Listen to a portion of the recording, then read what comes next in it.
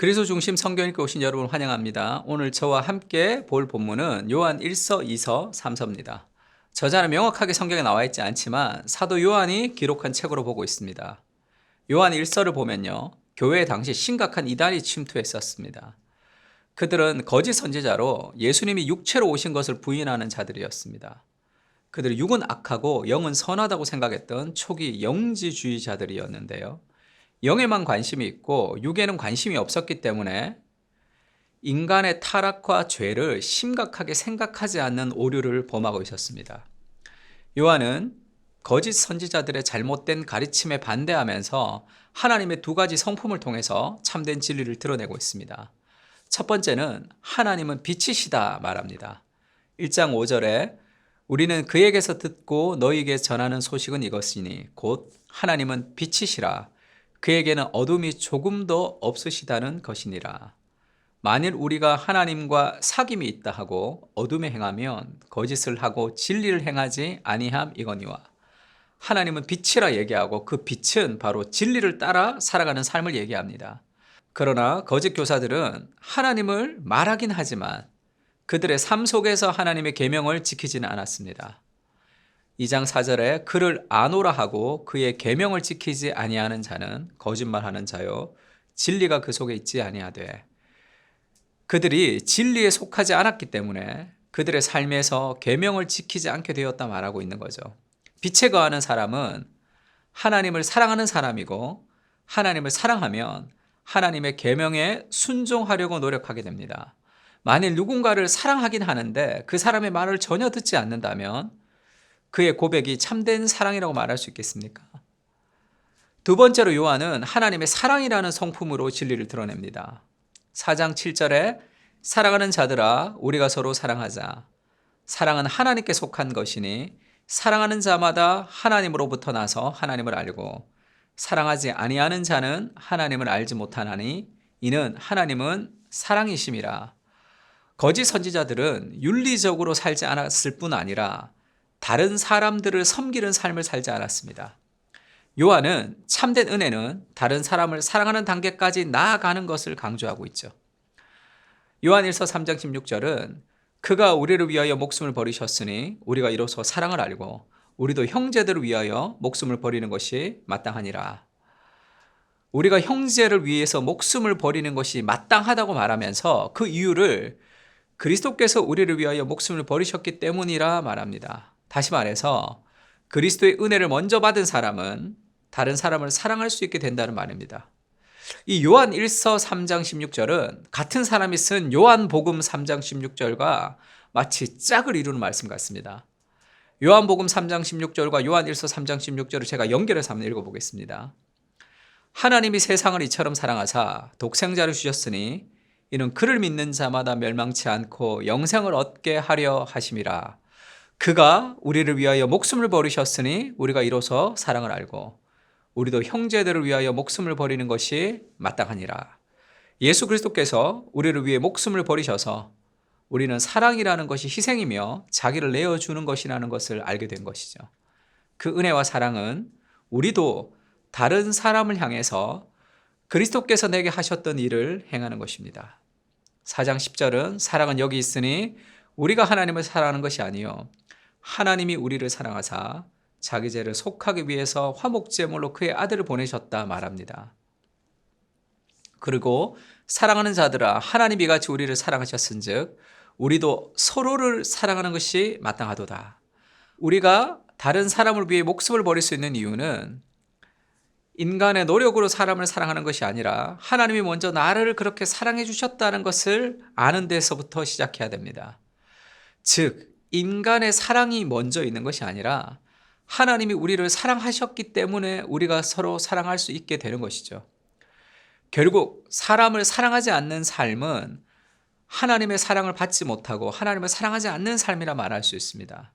그래서 참된 교사와 거짓 교사의 차이는 그의 가르침뿐 아니라 그의 삶에서 사람을 사랑하는가로 드러날 수 있는 거죠. 4장 20절은 누구든지 하나님을 사랑하노라 하고 그 형제를 미워하면 이는 거짓말하는 자니 보는 바 그 형제를 사랑하지 아니하는 자는 보지 못하는 바 하나님을 사랑할 수 없는 이라 말합니다.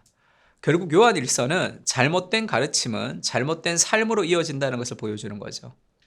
참된 신앙은 하나님의 사랑을 경험함으로 기쁘게 순종하는 삶을 살아가고, 또 예수님이 육체를 입고 이 땅에 오신 것을 믿고 우리를 대신해서 죽으셨고 그 사랑을 기억하면서 우리도 다른 사람을 이해하고 우리의 육체로, 우리의 손과 발로 다른 사람을 섬기고 사랑할 수 있도록 권유하고 있습니다.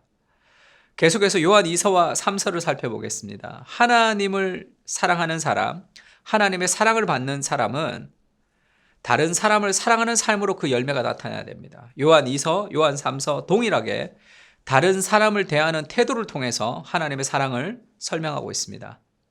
당시에는 복음을 전하러 집집마다 다니는 순회 전도자들이 있었습니다. 그런데 그 중에 거짓 교사들도 있었습니다. 그래서 누가 거짓 교사인지 순회 전도자인지를 분별할 필요가 있었던 거죠.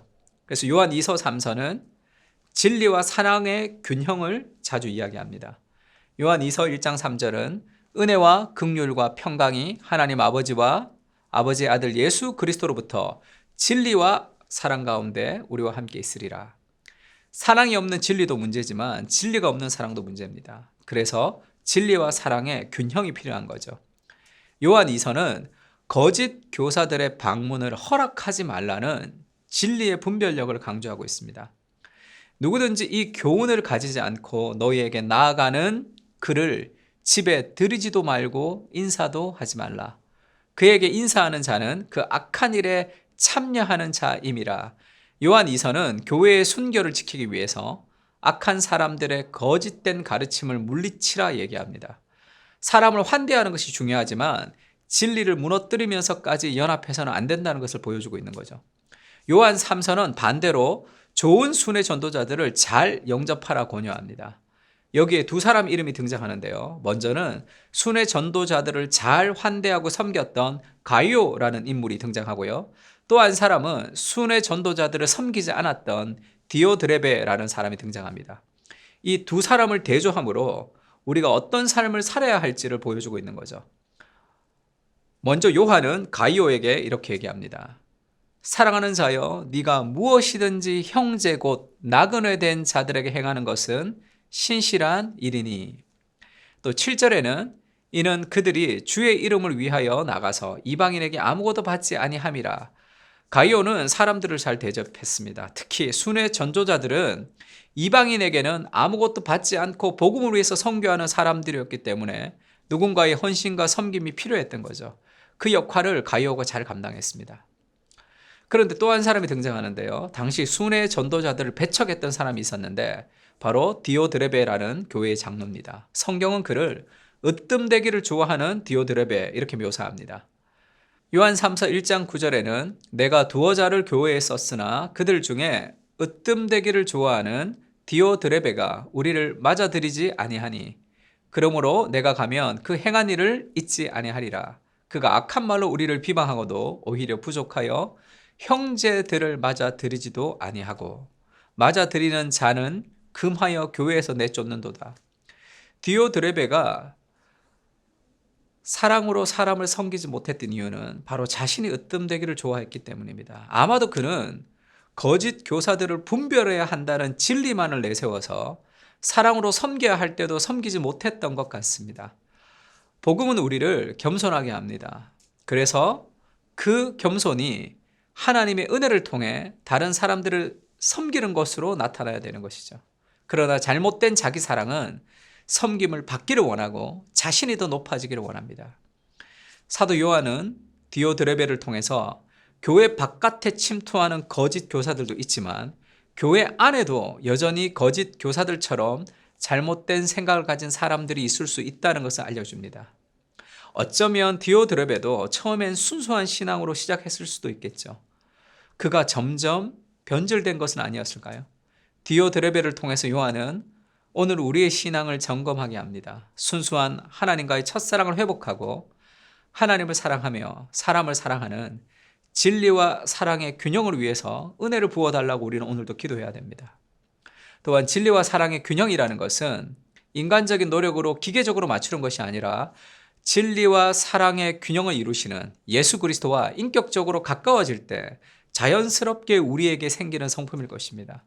C.S. 루이스는 예수님께 가까이 가면 능력과 아름다움의 거대한 분수가 물보라를 일으킨다고 얘기했습니다. 그 분수에 가까이 가는 사람은 물보라에 젖을 것이고 가까이 가지 않는 사람은 메마르게 될 것이라고 얘기했습니다. 거대한 사랑의 물보라에 흠뻑 젖을 때 우리는 다른 사람을 사랑할 수 있는 생명력을 공급받게 되는 것이죠. 요한 1, 2, 3서는 서로 사랑할 것을 강조하고 있습니다. 이웃사랑과 환대는 너무나 중요하고, 그러나 오늘날 개인주의 사회가 되면서 교회가 잃어버린 것이 바로 환대의 문화가 아닌가 생각됩니다. 우리가 행위로 구원을 얻지 않고 믿음으로 구원을 얻었지만 우리의 믿음은 반드시 선한 행위로 이웃을 향한 사랑과 환대로 드러나야 됩니다. 요한 1서, 2서, 3서는 오늘 우리가 하나님의 사랑을 받는 존재임을 알게 해주고 또한 그 사랑으로 다른 사람을 사랑하며 살아갈 것을 권유합니다.